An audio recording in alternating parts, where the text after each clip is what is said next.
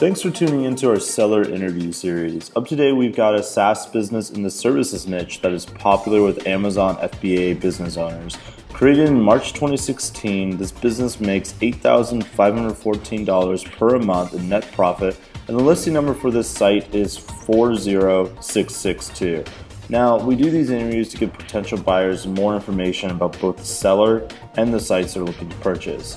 We hope these insights are helpful for you in making a buying decision. We've got the seller with us today to go through the business and cover everything from niche selection to traffic and monetization. Thanks for coming on, Dalton. Sure, no problem. Great to be on. Yeah, for sure. Before we get into the questions here, just a quick summary for everyone out there in the internet watching this video on YouTube or on our marketplace listings. This business, as I mentioned, it was built in March 2016. Has a monthly revenue of $9,015, expenses sitting at $501, and a net profit of $8,514, and that is over a 7-month average. With the sale of the SaaS business includes the transfer of the domain, the Heroku app, Facebook page ownership, code repository, support email account, and the site resources such as the database and read-eyes, etc. So, Dalton, can you tell us a little bit about your background in building and running online businesses? Is this SaaS business kind of your first one, or have you been doing this for a while? This will be my first SaaS business, but I've been doing freelance web development for 4 years, and I've been selling on Amazon for 5 years. I got most of my development skills through college at Purdue, web development internship in Indianapolis, and lots of learning on my own. Yeah. Excellent. How did you come up with the idea to start this business without, giving away the specifics of the niche? So basically the business targets people who are selling on Amazon, and since I also sell on Amazon, I noticed that a couple of my fellow sellers were running into issues in regards to their FBA businesses. I talked to them to see if these problems were possibly affecting my Amazon business, and sure enough they were. So I wrote a program to solve this problem for my own individual company, and was happy to see that I had successfully built and fixed the issue for my account.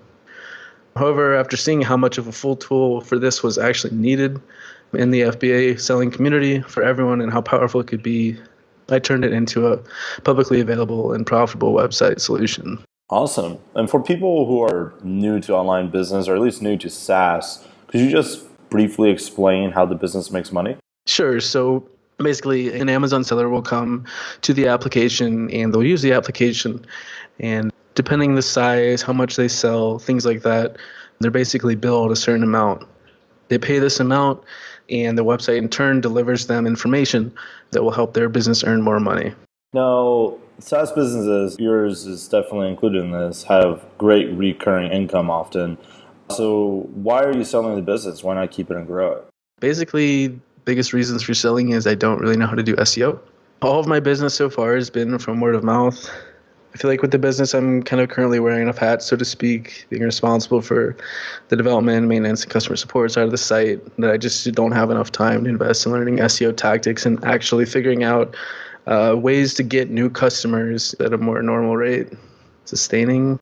Using other marketing strategies outside of word of mouth, that kind of thing? Yeah, like more sustainable customers coming to the site. I don't know how to do that. I don't have the connections to do that. So. Okay. So what's the plan after the sale? Do you have any ideas for the money? Probably invest into my FBA business. I'm not sure. Haven't actually thought that far ahead yet. Maybe come out to Thailand, hang out. Right. Might have to do that. So when the business was first starting out, what was the trajectory of it in the first few weeks and months? Now, you were talking about you already had friends in the Amazon FBA niche, so was it pretty easy for you to get customers right off the bat, or did it take a bit? Yeah, so I actually developed the tool because a couple of the sellers I'm really close with said that I should sell it. And the first month, which is March, I just made a social media post about it. I expected to get a couple of customers, but it ended up kind of blowing up in that first month and ended up making about $13,000. And so I was extremely surprised because I didn't think it was going to be that big right away. And of course, I made a lot of money in that first month because I had no overhead because I developed the entire thing myself. All I had to invest was time. So that's awesome. Is there anything you learned from this business you're going to be applying to your future businesses or future websites? I learned a great deal programming-wise.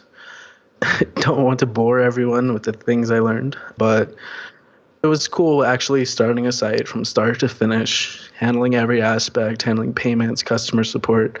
I feel like I just learned a lot from all of that.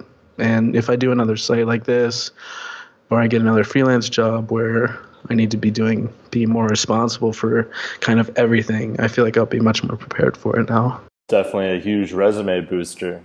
For sure, yeah. Is there anything you tried that didn't work? Anything that just fell flat on its face? The things I did try were advertisement. Most of the reason I think that failed is because I just don't know how to do it. I don't know how to do keyword research, anything like that. So I put a little bit of money in advertisement, would get frustrated when I didn't get any customers, and would just give up. So that's definitely the big thing that didn't work. Understandable. As far as traffic and earnings goes, it sounds like it was mainly all word of mouth, but were you seeing any organic traffic or social traffic? Where was your traffic coming from? According to Google Analytics, 22% comes from organic searches. I'm not exactly sure what people type to find it, or if that's completely accurate because it doesn't tell me. But the majority of it comes from users directly typing it into their browser, which that's 36% of my user base comes from that. The other 30% comes from social media posts. Like I said, 22% comes from organic searches, and 12% comes from referral sites. And referral sites would be other blogs talking about my business, promoting it, things like that. Very cool. As far as earning goes, is there multiple different packages that you have that you're selling, or are you selling just one monthly reoccurring package? The business actually doesn't have a monthly recurring payment kind of thing. It's actually paid on by, it's more performance based. I don't know how, it's hard to explain without giving away what it exactly does, but essentially the software promises to help sellers recoup lost money. In order to figure out how to recoup that lost money, they have to pay a specific fee of the lost money that we can recover for them. Okay, so it's a percentage of the lost money that they'll be recovering using your SaaS? Yeah, it's a percentage base using the SaaS, and is also all performance based. So basically what I mean by that is that we don't collect money unless we actually get that money.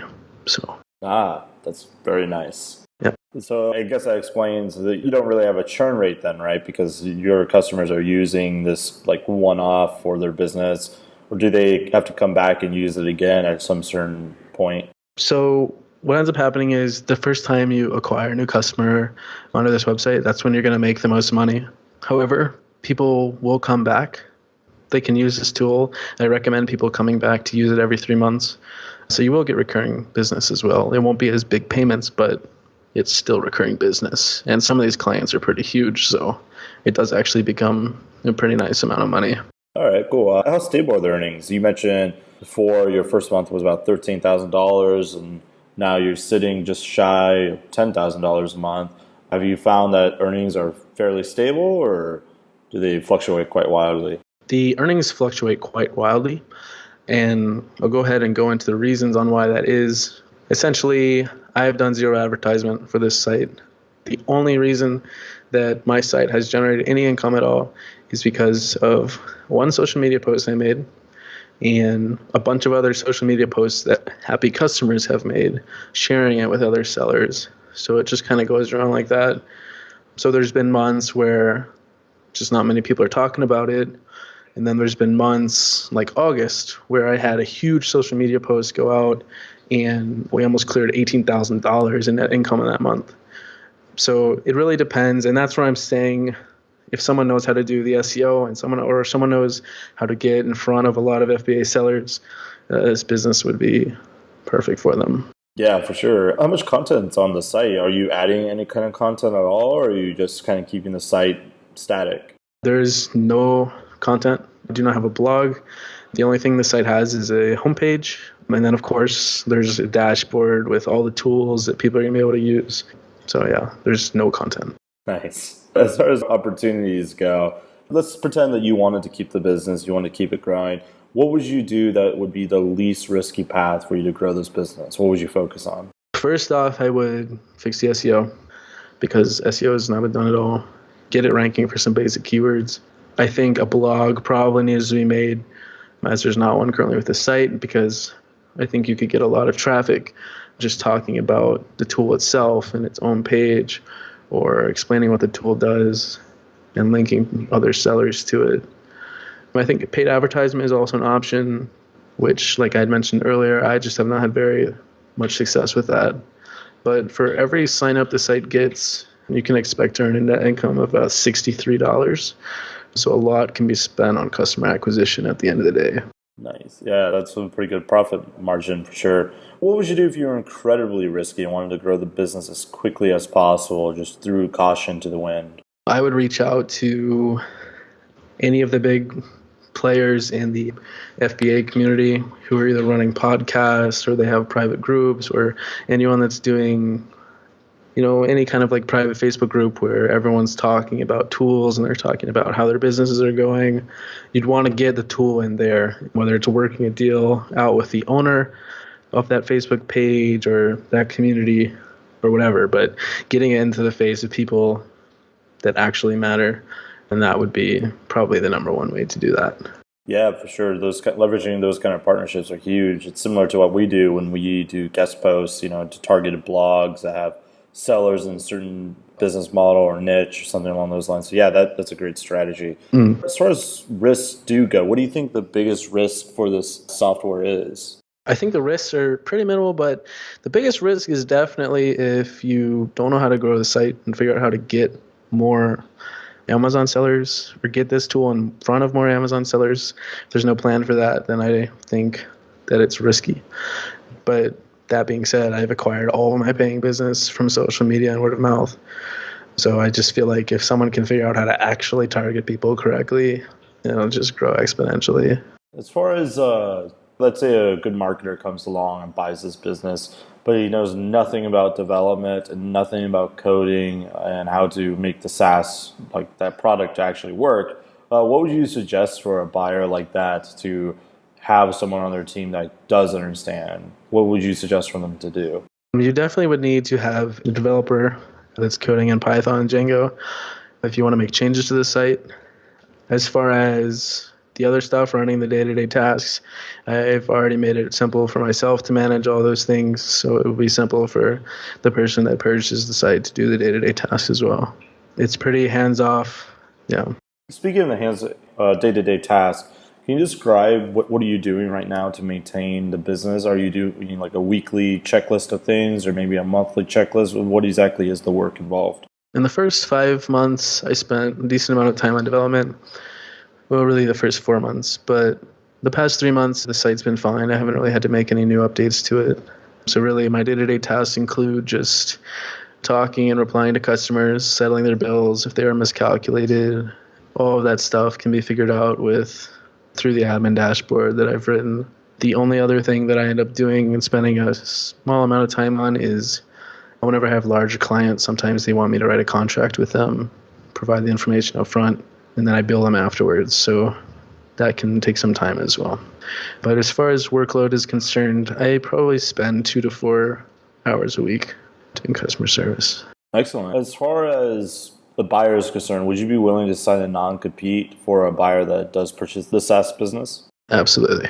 And how much support would you be willing to offer a qualified buyer? I'd do 30 days phone, 30 days email. And I'd also make sure, of course, everything's working. And yeah, I think I'd also would provide full documentation on my code. So when the code's handed off to another developer, the new developer can very easily dive into it and start making updates. Now, for someone that's not familiar with this niche or with this business, or maybe not even Amazon FBA, what would you suggest for them to know before purchasing this business? I think definitely understand the FBA business, know the problems that sellers are facing. Obviously, this is a solution for one of them, and there are a lot of problems that FBA sellers have and they need tools for. But I think just a general grasp on that, and you are basically set.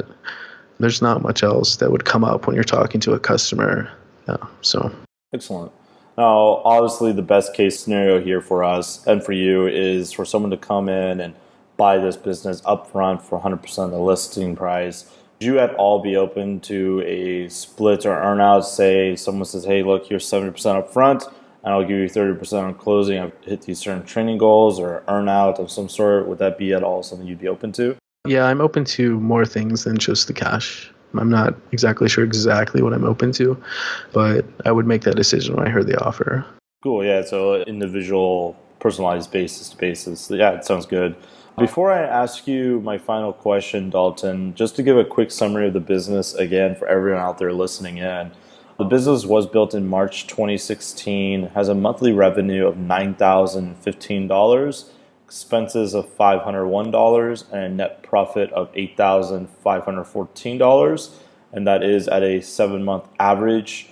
With the sale of the SaaS business comes the transfer of the domain, the Heroku app, Facebook page ownership, code repository, support email accounts, and site resources such as the databases and the read-eyes. So Dalton, my final question for you is, what is your best pitch in 30 seconds or less on why someone should purchase this business? Basically, I feel like, well, everyone I've talked to about the site says I should keep it, but to be honest, I feel like I've built it into my personal potential. I think that someone with SEO, marketing knowledge, or an in with one of these FBA groups would definitely be able to take this business and make it explode. There's only so much I can do, and I just don't have the time to learn SEO running this site, my Amazon FBA businesses, and my day-to-day life. So that's why I'm basically looking for cash right now. Excellent. So for anyone out there watching this on YouTube or on our marketplace listing, you want more information, the link will be below this video. It'll take you to the marketplace listing. Now, if you are watching this on the listing page and you want more information, you can become a depositor today. It's super easy. All you have to do is click the button, make a deposit, and you'll be given everything you need to review the business. So Dalton, thank you so much for coming on. It was an absolute pleasure. Yep, it's great to be on. Thanks.